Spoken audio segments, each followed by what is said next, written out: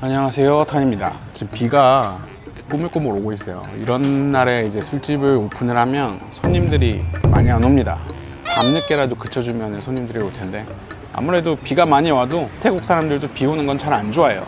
한 달 전쯤 제가 태국 콘도랑 아파트를 둘러보고 이제 콘도를 선택하는 과정을 보여드렸었잖아요. 그러니까 현재까지 제가 푸켓에 살면서 3번 정도의 이사를 하고 매물은 한 수십 개를 보고, 그러면서 제가 좀 알게 된 태국 부동산 입주 시에 이제 체크해야 될 사항들을 모두 좀 알아보려고 합니다. 이게 단순히 브이로그에서 좀 말씀을 드리려고 하니까 이게 꼼꼼하지가 않아가지고, 이번에 한 번에 그냥 제가 알고 있는 모든 사항을 좀 꼼꼼히 다 알려드리도록 하겠습니다. 참고로 부동산 구매가 아니라 그냥 한 달 살기 혹은 1년 계약 등에 관한 임대에 관한 사항이니까 유의를 해주시면서 봐주시면 좋겠습니다. 이게 태국에서 흔히 월세로 들어가는 유형 같은 경우에는 무반, 콘도, 아파트, 상가 이 정도로 꼽을 수 있겠는데요. 이제 각각 이제 장단점을 좀 얘기해 보도록 하죠. 이제 일단 무반 같은 경우에는 이 타운하우스 형태의 단독 혹은 분리 형태의 주택인데요. 일반적으로 이게 똑같은 모양의 집들이 모이니까 빌리지 같은 형식이에요. 장점은 이제 단지 바깥에 출입구가 따로 있기 때문에 좀 보안이 좀 괜찮은 편이고, 이게 공공시설이라고 하는 이 클럽하우스나 수영장 이런 것들이 딸린 경우가 있어가지고, 이렇게 풀빌라라고 하면은 본인이 전부 다 관리해야 하는데, 이렇게 풀빌라처럼 따로 관리를 하는 게 불편하지 않고 많은 걸 누릴 수 있다는 장점이 좀 있죠. 다만 이게 단독주택인 만큼 보통 1층이나 2층 형태이기 때문에 관리를 조금만 소홀히 해도 벌레가 엄청나게 꼬이기가 쉽습니다. 특히 이제 바퀴벌레, 모기, 개미 이런 게 꼬이기 쉬운 태국에서는 이런 불편함 자체만으로도 무반을 그냥 꺼리시는 분들도 계시는데요.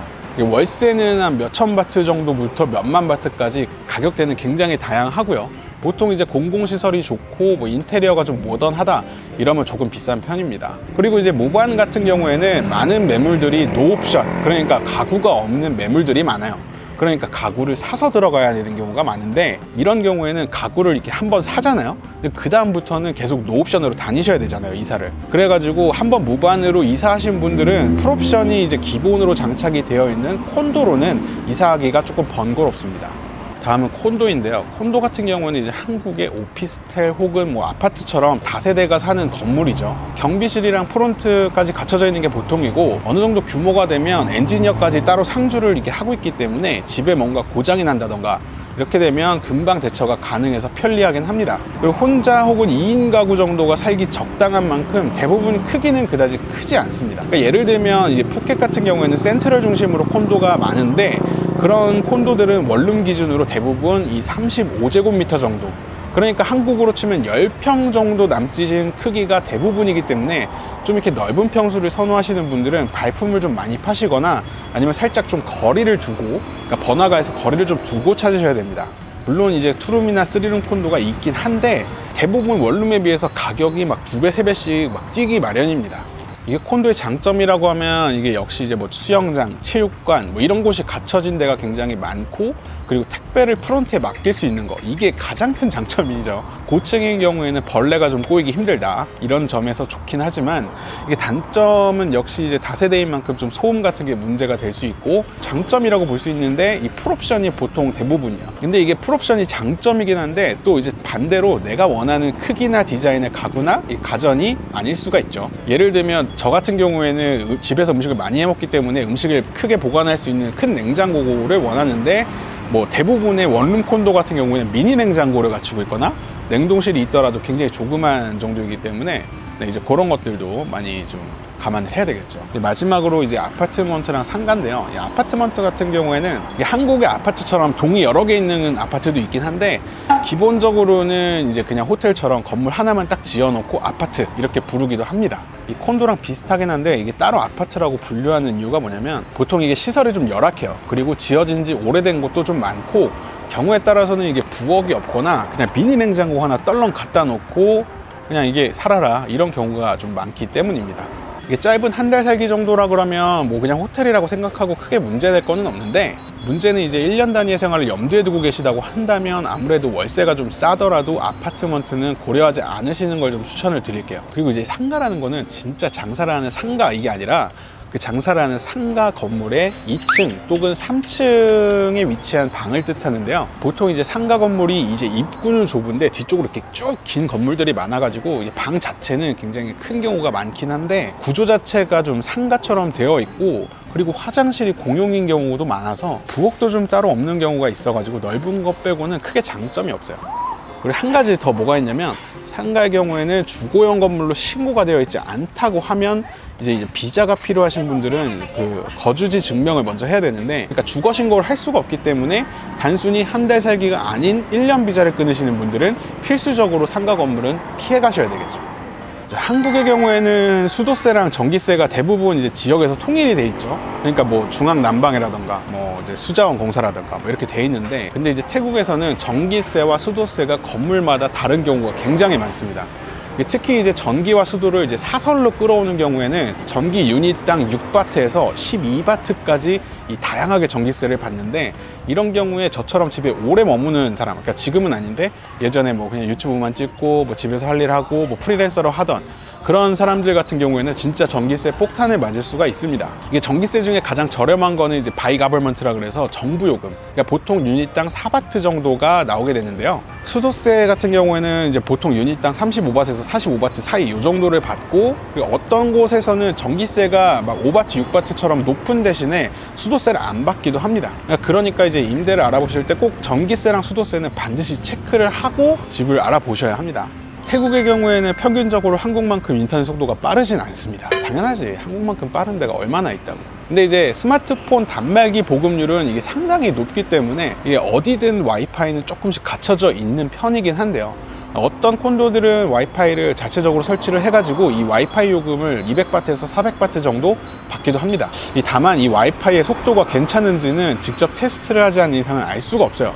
그러니까 마음에 드는 집을 발견하셨다 그러면은 와이파이를 제공하느냐 물어보시고, 제공한다고 하면 꼭 테스트를 해보시길 권해드립니다. 뭐 유튜브를 한번 켜본다던가, 아니면 뭐 스피드넷이라고 따로 있죠. 스피드 테스트넷인가, 거기 들어가셔가지고 속도를 좀 측정을 해보신다던가 하는 게 좋고요. 와이파이 경우에는 이제 본인이 따로 사설로 설치를 할 수도 있긴 합니다. 근데 이 경우에 요금제가 뭐 월 900바트까지, 그러니까 월 500바트부터 900바트 사이로 지불하게 될 수 있으니까 이제 좀 신중하게 선택하는 게 좋겠죠. 제가 이 전에 그 보증금 받느라고 좀 애먹었던 그 콘도 같은 경우에는 이제 보일러가 없었어요.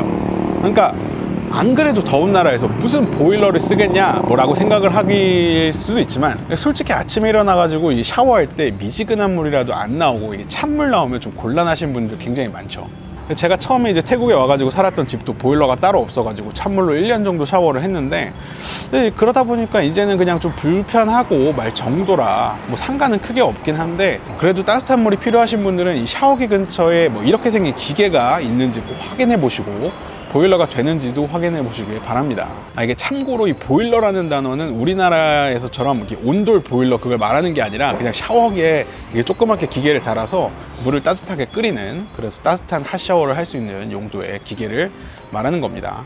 한국에서도 지은 지 10년 이상 된 오피스텔들은 이제 매매할 때 좀 기피하고 뭐 그렇게 되죠. 마찬가지로 태국에서도 건축 연도가 그냥 지나치기 쉬운, 근데 이제 아주 중요한 부분인데, 특히나 이제 비가 많이 내리고 1년 내내 여름 날씨인 태국의 이제 특성상 10년이 지나지 않은 건물이라고 해도 굉장히 노후가 많이 진행이 됩니다. 거기다가 10년 정도 된 건물들은 건축 방식들도 막 옛날 방식이라서 에어컨을 그냥 다 벽에 다는 게 아니라 에어컨 뒤쪽을 그냥 벽을 다 뚫어버리는 경우도 있어요. 이렇게 에어컨 뒤쪽이 통째로 뚫려 있으면 벌레가 막 들어온다거나 하는 일도 있으니까 꼭 이 에이전트한테 건축 연도를 물어보시고 5년 이내에 신축으로 들어가시는 게 가장 좋습니다.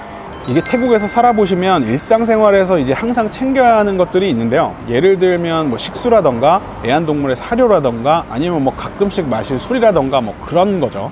이게 한국 못지않게 편의점 수가 좀 많긴 한데, 걷는 대신에 이제 오토바이를 타고 다니는 태국 사람들 특성상 내가 선택한 집 근처에 편의점이 없을 가능성도 좀 높죠. 그러니까 이제 집이 얼마나 좋고 나쁘고 이런 걸 떠나가지고, 저처럼 이제 운전을 직접 하지 않으시는 분들은 걸을 수 있는 거리 내에 편의점이 있는지 먼저 확인을 해보시는 게 좋고요. 그리고 한국의 홈플러스 익스프레스, 아니면 뭐 롯데슈퍼 뭐 이런 것처럼 테스콜로터스나 슈퍼칩 같은 중소형 마트가 있으면 훨씬 좋습니다. 이 집 주변에 식당 같은 경우에는 뭐 가까이 있으면 좋긴 하겠지만 내가 살 건물의 1층이라던가 뭐 그런데 식당이 있거나 너무 가까우면 벌레가 많이 꼬이니까 뭐 그런 것도 잘 고려하시는 게 좋을 것 같네요. 그리고 이제 정부 요금으로 받는 전기세 같은 경우에는 이제 세븐일레븐에서 낼 수 있고 뭐 AIS 통신요금 이런 거 같은 경우에는 패밀리마트에서 지불을 할 수 있기 때문에 애초에 편의점은 좀 되도록 가까운 곳에 있는 이제 편한 태국 생활이 좋겠죠. 지난 영상에서 집주인에게 힘겹게 이제 보증금을 받아내는 이제 그런 영상을 좀 보여드렸는데, 이 태국도 한국과 마찬가지로 임차인이 임차 대상물에 손해를 내는 경우, 그러니까 월세를 내면서 살다가 뭔가 좀 망가뜨리거나 뭐 이런 경우에는 보증금에서 좀 차감을 하는 그런 방식인데, 이 꼼꼼한 집주인의 경우에는 아예 이제 집안에 있는 옵션이랑 집기 목록을 하나하나 작성을 해가지고, 그러니까 이제 컵이 몇 개고 젓가락이 몇 개고 다 리스트화 시켜서 서명을 받아요, 계약을 할 때. 그러니까 편하죠, 사실. 계산하기도 편하고. 근데 그렇지 않은 경우가 훨씬 많다는 거. 그러니까 임차인이 본인이 직접 입주하는 날에 꼭 집안 곳곳을 막 돌아다니면서 이 가구에 기스가 있거나 아니면 뭔가 벗겨졌거나 뭐 이런 부분들을 꼭 사진을 다 찍어둬야 됩니다. 그리고 입주 직후에 생길 수 있는 문제 중 하나가 바로 이거, 가전제품이 고장나는 경우 이건데요. 예를 들어 가지고 제가 첫 번째 입주했던 콘도 같은 경우에는 침대가 막 약간 무너져 있었고, 두 번째 입주한 콘도에서는 에어컨에서 막 물이 자주 새기도 했고, 지금 현재 입주한 콘도도 역시 이게 냉장고랑 TV가 고장나 있었어요. 이런 경우에는 이제 꼭 사진이나 영상을 찍어 두시고 이 집주인한테 바로바로 보고를 해야 합니다. 이게 당장 나는 태국 TV 채널도 안 보고 그러니까 뭐 TV 안 쓴다 이러고 방치해 두시면은 언젠가 이게 나가실 때 집주인이 야 TV 고장나 있네 이러고 책임을 물을 수도 있으니까 꼭 한 번씩은 다 켜보시고 작동을 해보시고 보고를 꼭꼭 하는 게 좋겠죠. 마지막으로 이제 전기세를 내는 이 전기 계량기 유닛 있잖아요. 이 유닛의 위치를 꼭 파악하시고 그 이제 계량기 숫자를 사진을 찍어서 집주인이랑 먼저 공유를 꼭 해주시고요. 뭐 이 정도만 하셨으면 이제 태국 월세 부동산 입주에 관해서는 크게 문제될 것들은 없다고 생각을 할 수 있습니다. 오늘 말씀드린 것들 참고를 해주셔서 뭐 이사하실 때, 태국에서 한 달 살기, 1년 살기 하실 때 많은 도움이 됐으면 좋겠고요. 정보가 재밌으셨다면 구독과 알림, 좋아요 다 설정해 주시고, 그럼 다음 시간에 봅시다.